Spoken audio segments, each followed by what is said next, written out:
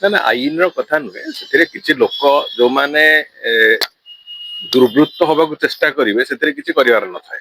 ତେଣୁକରି କିଛି ଲୋକ ଯୋଉ ଭଳିଆ ଅମାନିଆ ଭାବରେ କରୁଛନ୍ତି ବାରମ୍ବାର ମନ୍ଦିର ପ୍ରଶାସନ ତରଫରୁ କୁହାଯିବା ପରେ ବି ଯାହା କରୁଛନ୍ତି ସେଥିରେ ଆହୁରି କଠୋର କେମିତି କରାଯିବ ଦଣ୍ଡବିଧାନ ପ୍ରକ୍ରିୟା ତା ପାଇଁ ଚିନ୍ତା ଚାଲିଛି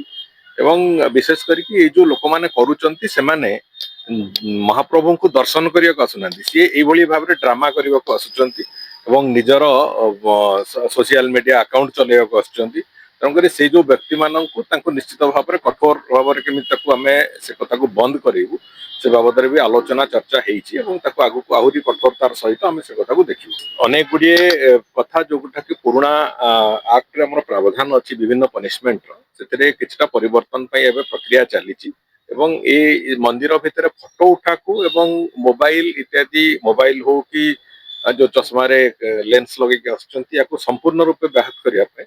ଯାହା ତା ବାବଦରେ ଯାହା ଦଣ୍ଡବିଧାନ କରାଯିବା କଥା ଯୋଉ କଥା କି ନଥିଲା ଆମର ପୁରୁଣା ପ୍ରାବଧାନରେ ତାକୁ କରିବା ପାଇଁ ବି ସେ ବାବଦରେ ଚିନ୍ତା ଚାଲିଛି ଏବଂ ସେ ବାବଦରେ ପ୍ରକ୍ରିୟା ବି ଆରମ୍ଭ ହେଇଛି। ସାର୍ ଗୋଟେ କଥା ହଉଛି ଯେ ନୂଆ ବର୍ଷ ଆଗକୁ ଆସୁଛି ପ୍ରବଳ ଶ୍ରଦ୍ଧାଳୁଙ୍କର ସମାଗମ ହବ ଶ୍ରୀମନ୍ଦିରରେ କିଛି ସ୍ୱତନ୍ତ୍ର ବ୍ୟବସ୍ଥା ସେଥିପାଇଁ କରିବା ପାଇଁ ସେ ବାବଦରେ ମନ୍ଦିର ପ୍ରଶାସନ ତାର ପୁରା ଏକ୍ସରସାଇଜ ଜାରି ରଖିଛି ଏବଂ ସେମାନେ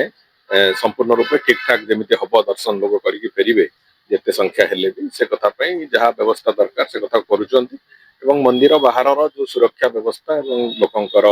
ଯୋଉ ଶୃଙ୍ଖଳିତ ଭାବରେ ଲୋକ ଯିବା ଆସିବା କରିବାଟାକୁ ତାକୁ ବି ପୁଲିସ ବିଭାଗ ତରଫରୁ ଗୋଟେ ଜଏଣ୍ଟ ଇଫୋର୍ଟ ଦିଆଯାଉଛି ସେ କିନ୍ତୁ ଯୋଉମାନେ ଆଇଡେଣ୍ଟିଫାଇ ହଉଛନ୍ତି ଯୋଉମାନେ ଇଲିଗାଲ ଇମିଗ୍ରାଣ୍ଟ ସେମାନଙ୍କୁ ଯାହା କରାଯିବା କଥା ସେ ବାବଦରେ ସରକାର ଦୃଢ ଅଛନ୍ତି ଏବଂ ତାଙ୍କୁ ପ୍ରତ୍ୟର୍ପଣ କରିବା ଅଲଗା କୌଣସି ରାସ୍ତା ନାହିଁ ସେମାନଙ୍କୁ ନିଶ୍ଚିତ ଭାବରେ ସେ ଦୃଷ୍ଟିରୁ ଯାହା ପଦକ୍ଷେପ ନେବା କଥା ସରକାର କରିବେ।